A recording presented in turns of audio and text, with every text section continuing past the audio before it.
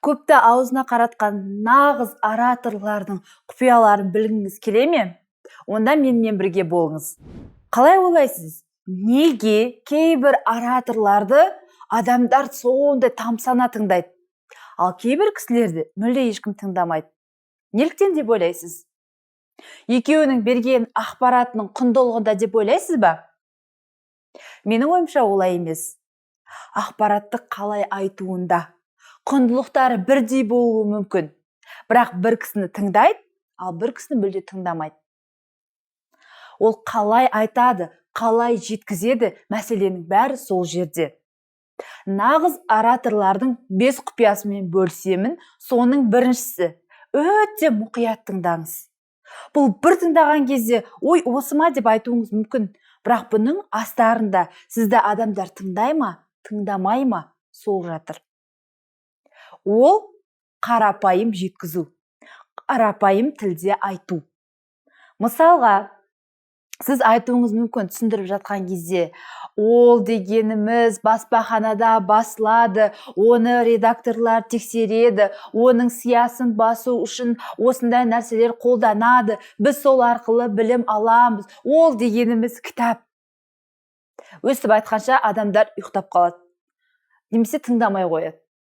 Сондықтан да қарапайым тілмен, жай ғана кітап деп айтыңыз. Күнделікті қандай тілмен сөйлейсіз, сол тілмен айта беріңіз. Адамдар күнделікті қай тілді қабылдап үйренді, сол тілде жеткізіңіз. Мысалға тағы да айтайын, су, я?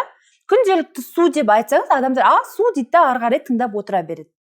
Ал сіз ол дегеніміз химиялық H2O деген элементтерден тұрады, ол дегеніміз деп айтып болатын болсаңыз, адамдар тыңдамайды. Сондықтан да ораторлардың ең үлкен құпиясы ол қарапайым тілмен жеткізу. Болды. Сіз қарапайым тілде айтсаңыз, адамдар түсінеді. Себебі адамдар өзіне ұқсаған адамдарды жақсы көреді. Өзі қандай болса, сондай адамдарды тыңдай бергісі келеді. Бұл бізде бірінші құпиясы болды. Енді екінші құпиясы ол байланыс. Мен үнемі айтамын байланыс деп. Кейбір адамдар ол байланыс дегеніміз не? Мен не істеуім керек деп сұрауы мүмкін. Сөйлеп жатқан кезде тек өзіңізді ғана емес, алдыңызда сізді тыңдаушы бар екенін ұмытпаңыз.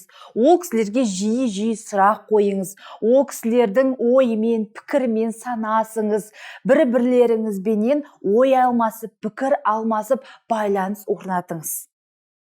Және де ол кісілерге өзіңіздің дос екеніңізді, шын пейіліңізбен жеткізіп жатқандығыңызды эмоцияңызбен, жестіңізбен, мимикаңызбен білдіріңіз. Бұл екінші құпия. Енді үшінші мысалға келетін болсақ, сізге адам нақты бір мәселемен келді ма, яғни нақты бір проблемамен келді ма, сол проблеманы шешетін жолды көрсетіңіз. Яғни ұзақ уақыт сөйлеп, адамның уақытын алып, сылдыр су беріп, болмаса ол сізге айран сұрап келсе, сіз оған сүт беріп, алма сұраса апельсин беріп, адамды үйтіп, уақытын алмаңыз. Адам сізге нақты алма сұрап келе ма, алманы беріңіз. Яғни адам нақты бір мәселемен, проблемамен келіп тұрма, сол проблеманы шешуін тауып беріңіз.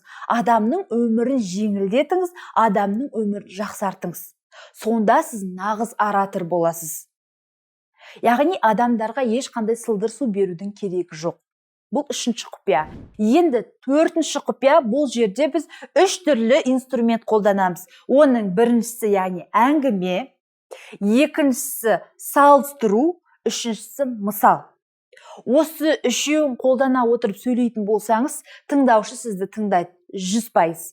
Ең біріншісі айттым, әңгіме. Біз бала күнімізден біздің санамыз ертегі тыңдауға, әңгіме тыңдауға бейімделген.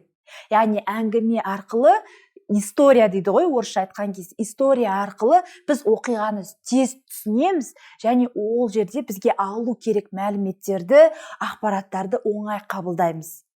Өзіңіздің өміріңізде болған оқиғаны айтып беріңіз. Болмаса басқа біреудің өмірін айтып беріңіз. Солардың оқиғасын айтып беріңіз. Сол арқылы адамға білімді беріңіз. Мына жерде қателеспеу керек. Мына жерде осылай жасау керек деп адамға нұқып айтқаннан көрі, кейбір адамның қателіктерін көрсетеді. Бұл кісі осы жерде осылай жасағаннан кейін қателікке ұрынды. Былай жасағаннан кейін ол кісі шешімін тапты деп айтатын болсаңыз адам, маған да осылай жасау керек екен, мен мынаны қайталамаймын деп өзіне көбірек сабақ алатын болады. Екіншісі салыстыру. Салыстыру арқылы айтыңыз. Мысалға сіз айтсаңыз, кеше маған 5000 тыңдарман келді. Олар 5000 тыңдарман болды деп айтсаңыз, адамдар, жақсы 5000 ба, 5000 деп айтады. Ал сіз егерде ол дегеніміз Астанадағы ең үлкен концерт залдың көлемімен бірдей адамдар деп айтсаңыз, адам, вау, 5000 адам деп қабылдайды.